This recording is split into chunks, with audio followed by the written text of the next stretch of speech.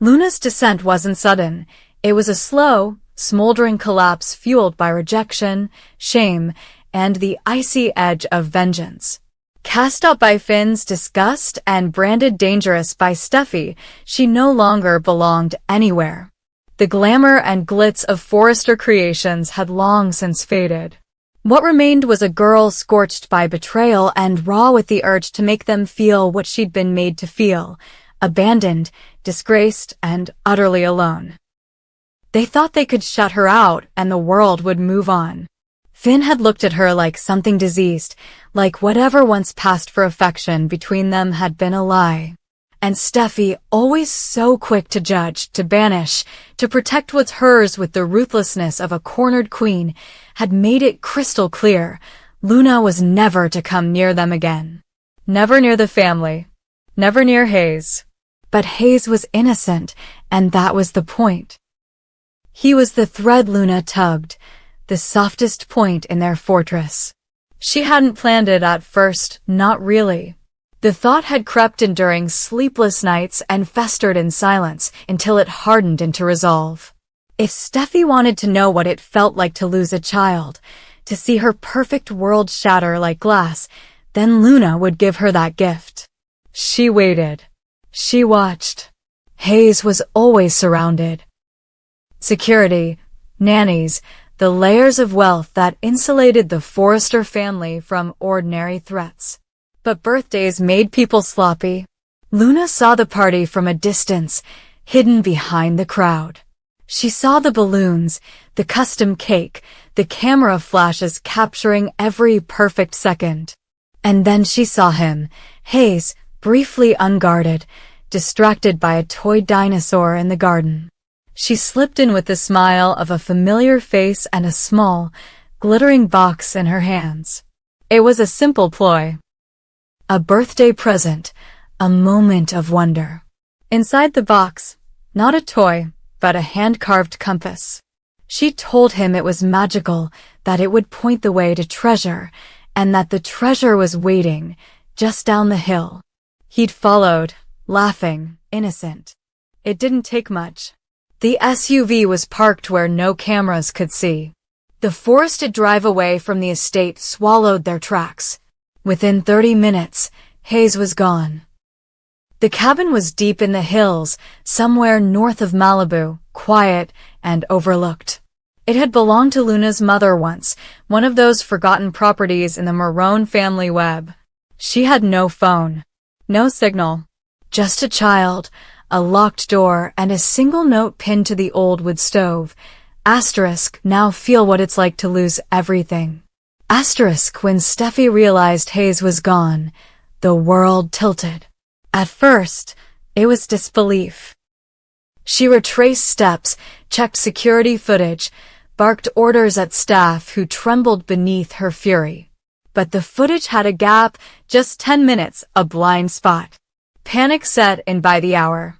By sunset, she was sobbing into Finn's arms. By nightfall, the LAPD was involved. Amber alerts flashed across state lines. Every contact was called. Every ex-employee interrogated. But none of them thought of Luna because Luna had been erased from their lives, as if she'd never existed. Only Steffi, in the raw exhaustion of midnight, made the connection. The note arrived by courier and signed. But the handwriting was unmistakable. Luna hadn't just taken Hayes. She wanted Steffi to suffer, to fear, to question everything she ever did. Is this about what I did to her? Steffi whispered to Finn, her face hollowed by guilt. Did I create this? Finn, frantic, tried to stay rational, calling in every favor he had. But his mind, too, drifted to what they'd done. Luna's humiliation. The betrayal. The way they'd closed ranks to protect the family image, never once asking what the girl might be going through. Finn remembered the look on Luna's face the last time they spoke, shattered, humiliated, yet burning with something beyond grief. Now it made sense. The search became a manhunt. Helicopters combed the mountains. Drones swept the cliffs. Police checkpoints gridlocked the highways. Ridge and Brooke pulled strings through every connection they had. Liam and Hope, devastated, volunteered for the search. Even Thomas, estranged from much of the family, offered to coordinate efforts from his private contacts overseas in case Luna planned to flee. Meanwhile, in the cabin, Luna wasn't cruel to Hayes. She read him bedtime stories. She gave him soup. She braided his hair. But the smile never reached her eyes. She didn't threaten. She didn't harm. She simply waited, watching the boy play in the glow of firelight, knowing that each passing hour twisted the knife deeper in Steffi's heart. "Your mommy loves you very much," she said softly one night, sitting beside him. But sometimes, people take things that don't belong to them. And sometimes, they need to learn what it feels like. Hayes looked confused, but he trusted her. She was nice. She was calm. And children sense danger differently. Luna wasn't screaming. She wasn't mean. She was just there. Present, but wrong. Back at home, Steffi broke. The bravado collapsed. In the safety of their bedroom, she sobbed into the floor, clutching Hayes' baby blanket. "This is my fault," she repeated. "This is because of me." Finn wanted to argue, but he knew better. The lines weren't so clear anymore. They had thrown Luna to the wolves when the scandal hit, too afraid of press, of fallout, of family drama. They hadn't seen the wounded girl behind the headlines. They'd seen a threat. And now, that threat had their child. The breakthrough came on the third day. A ranger in the Angeles National Forest reported a flash of movement in an off-limits cabin. The coordinates matched nothing in the registry. Ridge, already in the chopper, rerouted immediately. Steffi insisted on coming. No matter what, she said, she was bringing her son home. They reached the cabin at dawn. The mist still clung to the trees. The team moved in silence, weapons lowered but ready. No one wanted a tragedy. Steffi approached the door first. "Luna," she called, voice cracking. "It's me. Please let me see my son." Inside, Luna heard everything. She sat still, her hand on Hayes' back as he slept. Her face was pale, her eyes swollen. She hadn't slept in days. For a moment, she didn't move. Then, slowly, she walked to the door and opened it, not with defiance, not with rage, but with a quiet, eerie calm. "He's inside," she said simply. "He's safe." Steffi rushed past her without a word. The cries that followed, the sob of reunion, cut through the forest like sirens. Finn grabbed Hayes and collapsed, holding him tight, kissing his face again and again. Luna didn't run. She just stepped outside and waited. She didn't fight when the officers took her. She didn't speak during the ride back. She stared out the window, hollow. The aftermath shattered everything. Luna was charged, evaluated, placed under psychiatric supervision. The Forrester family tried to clean up the mess, but the damage was deep. Public sympathy wavered. Some blamed Luna. Some blamed Steffi. Others whispered that this was just the latest crack in a dynasty built on secrets. Steffi couldn't shake the fear. Even with Hayes safe, nightmares followed her. In them, she stood in the garden again, watching the boy disappear into the trees. Every time she reached for him, someone pulled him away. Sometimes it was Luna. Sometimes it was her own reflection. And Finn, once her rock, now looked at her with questions he couldn't voice. Could they ever be whole again? Could they ever pretend this hadn't happened? As for Luna, locked behind walls and doctors and endless evaluations, she said only one thing, over and over, when they asked her why she did it. Asterisk, because no one listened.